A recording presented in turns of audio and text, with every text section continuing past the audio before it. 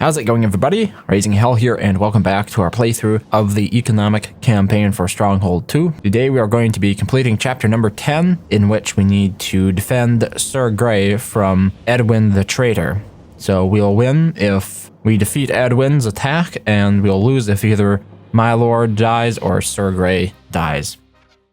I knew these weapons would prove useful. Surrender or die, old man. My good friend Sir Grey is under attack from that traitor, Edwin. I charge you to lift the siege on Sir Grey and force Edwin to surrender. Justice must prevail. So let's get started. So as you'll notice right here, there's an attack coming in from Edwin. Not a whole lot we can do about that at the moment, but there are a couple of things I did want to change. Mostly as comes down to deleting some of these woodcutters over here in these other estates. I'm going to replace it with a woodcutter very far away because the estate seems to really like the idea of always having at least one woodcutter set up. Choose a mount. Just what exactly do you think you're doing? Keep your interfering nose out of my business, knight. So here we can see the archers that I placed are doing a little bit of damage. The reason that I'm trying to send some wood here to my estate, but once again, my stockpile is full as well. This is a problem that I've been having, is that full stockpiles in estates are preventing my estates from being productive. You know, right now you can see everybody is stuck here at this estate because there is no room in the stockpile anymore. I need to get goods out of that stockpile. One of the best ways to do that is to just get rid of the stockpile entirely, but you lose the goods that are stored there in the process, including some of the wood. I mean, obviously I wanted to get rid of the wood, but you take a huge loss because of that. So this attack doesn't appear to be going anywhere, so I'm going to bring some archers down. I mean, this is a problem that you run into from time to time, is where the enemy just doesn't want to attack. I don't know, is it because he can't get these peasants into a place that he likes? There was no attack happening here, though, and I need to do something about it. So, get half those archers out of the towers, and we're just going to start taking shots at some of Edwin's troops, and if he doesn't do anything about it, then so be it. We'll just take him out that way, then. But hopefully this will get him to attack. This is one of those things. Yeah, okay, now I can see some catapults. Archers moving. So let's send the archers back. Yes, sir. And now we can actually defend from a real attack. Which, to be honest, is not that big. And hopefully all the archers will also get killed here in the process.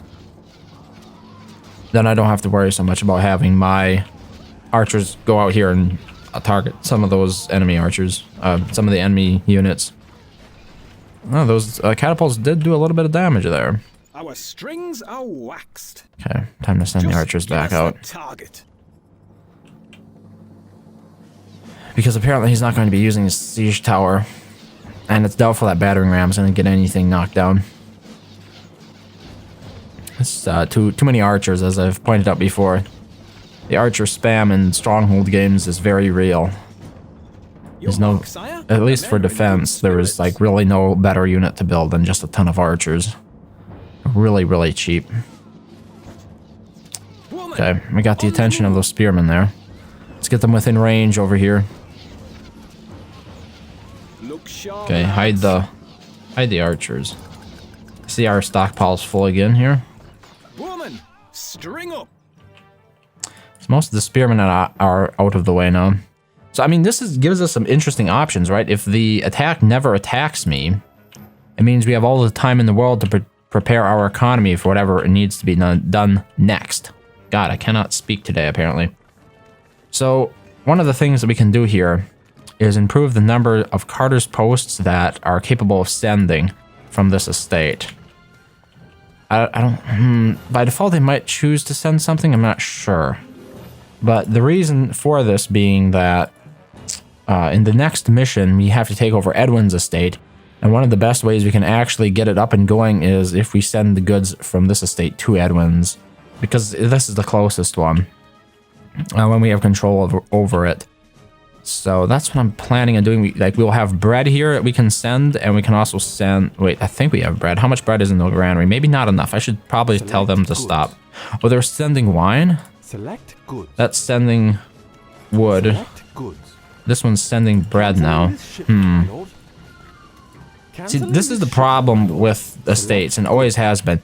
They want it to be automated in Stronghold 2 and at the same time give you the ability to do things manually. It just doesn't work that way, though. It's really sucky because of it. In Stronghold 3, I think I've pointed out, it's just completely automatic, which has its own downsides, but at least it's like you're no longer splitting hairs. It's one or the other, and you don't have to worry about the incompatibilities of either system. Wait! No! Hold your ground, you cowards! Hold your ground. It's funny, he built all those swords, and he only got like 4 swordsmen. Oh, maybe there are more.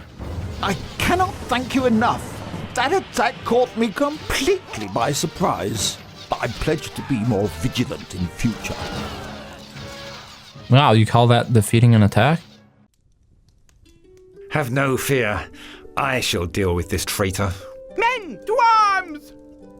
Men? You're probably my favorite part of the entire Stronghold franchise. So since that only took about 5 minutes, we're going to go ahead and complete mission or chapter number 11 in the same episode. So let's get started. Edwin is under lock and key and on his way to face my reckoning.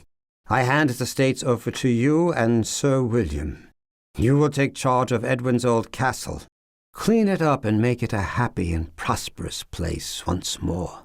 Okay, so to win here, we're going to need to attain a population of 80 and acquire 100 honor. Neither of which should be too difficult, but we will lose if my lord dies or we exceed the time limit of 40 months, so I'll probably be slowing down the game quite significantly to get started.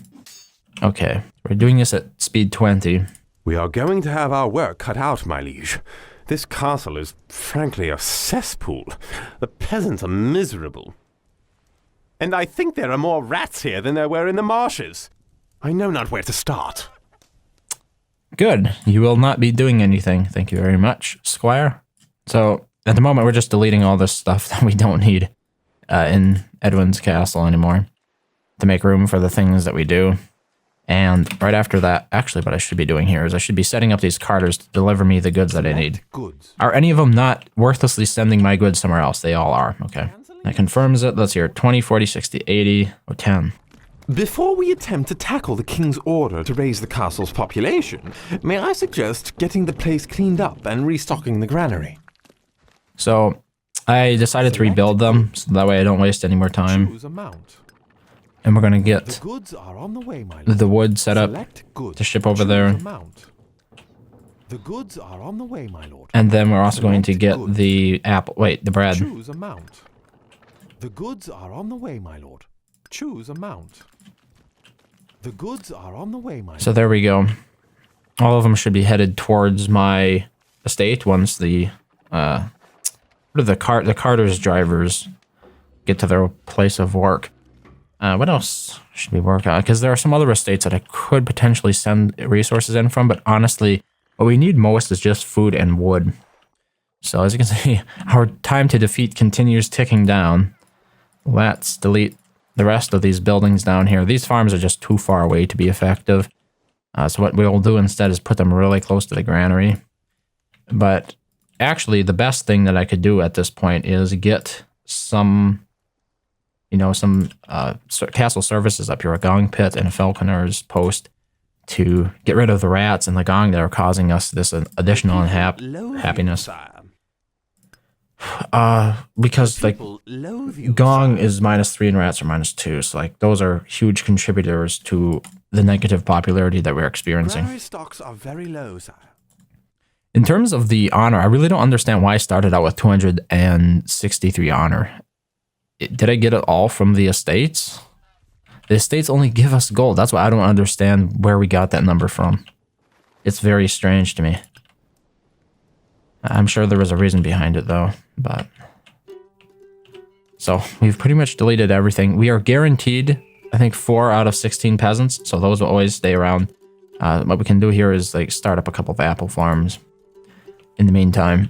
So that should occupy all 4 peasants, unless they are being occupied with something else that I'm not seeing at the moment. Okay, our bread is on the way at least. Oh yeah, there we go. Bread and 2 carts of wood.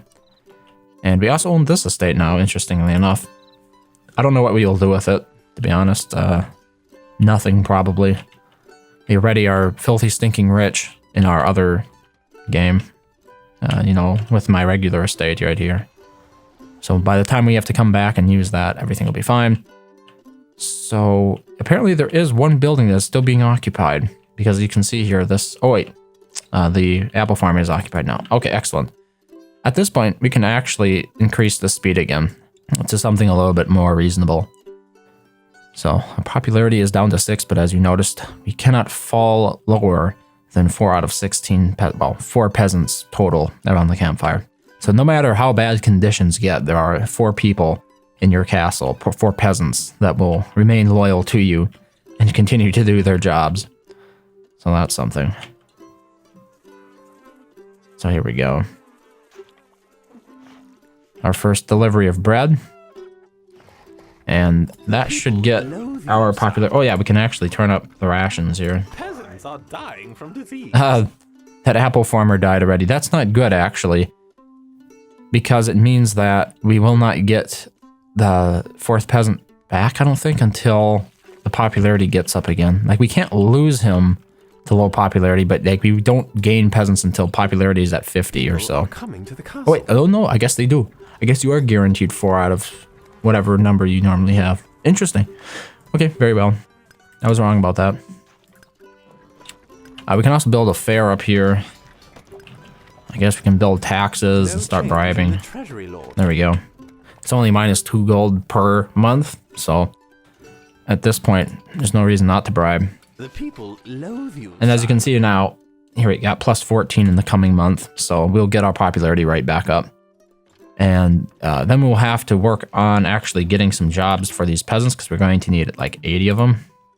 So I'm planning on just building a ton of woodcutters at the moment, because they're really cheap and they're relatively easy. They don't take a lot of area to place. So that's what we have to focus on next, is just getting the popularity, not the popularity, the population back up. Okay. As soon as we hit 50 popularity, we'll start building more hovels, I think. We are at double rations currently, but that should last. Okay, we're up to 67.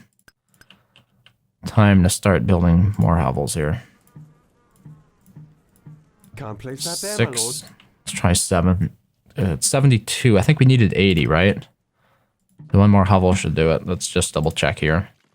Yeah. Okay, we need 80. We have 12 out of 80 at the moment, so it's all going quite well. Another thing, I suppose, since... No, I don't have enough wood here to do that yet.